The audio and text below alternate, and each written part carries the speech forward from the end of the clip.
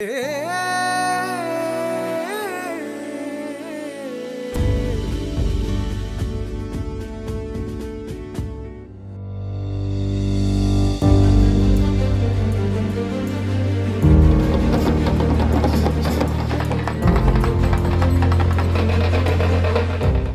मुक्ति दिवस हर साल 1 नवंबर को भारत के केंद्र शासित प्रदेश पुडुचेरी में मनाया जाता है।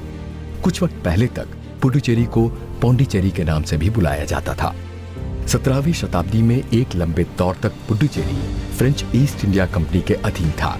पुडुचेरी के अलावा चंद्रनगर, माहे, यनम, कराईकल और मसूलीपट्टनम भी फ्रांसीसी उपनिवेश का हिस्सा थे। 1947 में भारत की स्वतंत्रता के बाद पुडुचेरी में भी आजादी का आंदोलन तेज हो गया तथा 7 और वर्षों के संघर्ष के बाद पुडुचेरी की जनता भी विदेशी शासन से मुक्त हो गई।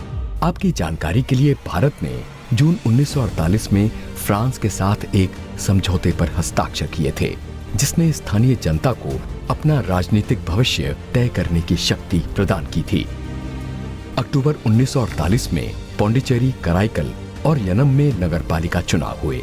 इन चुनाव के बाद एक को छोड़कर सभी नगरपालिकाएं फ्रेंच इंडिया सोशलिस्ट पार्टी के कब्जे में आ गईं। 18 मार्च 1954 को कार्यकारी परिषद के सदस्यों, पौंडीचेरी के महापौरों और समीप के 7 कम्यूनों ने जनमत संग्रह के बिना भारत में विलय करने की घोषणा की। भारत में शेष 4 फ्रांसीसी कॉलोनी के हस्तांतरण के लिए 21 अक्टूबर 1954 को समझौते पर हस्ताक्षर किए गए, जो 1 नवंबर 1954 को प्रभावी हुए। फ्रांस और भारत के बीच एक संधि भी दर्ज की गई, जिसके तहत पौंडीचेरी, कराईकल, माहे और यनम का भारतीय संघ में विलय तय हुआ।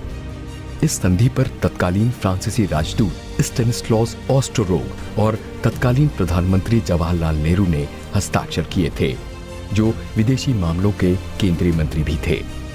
फ्रांसीसी सरकार ने अपनी संसद में संधि की पुष्टि करते हुए कानून पारित किया और 16 अगस्त 1962 को पुडुचेरी डी ज्यूर यानी फ्रांसीसी शासन से मुक्त हो गया।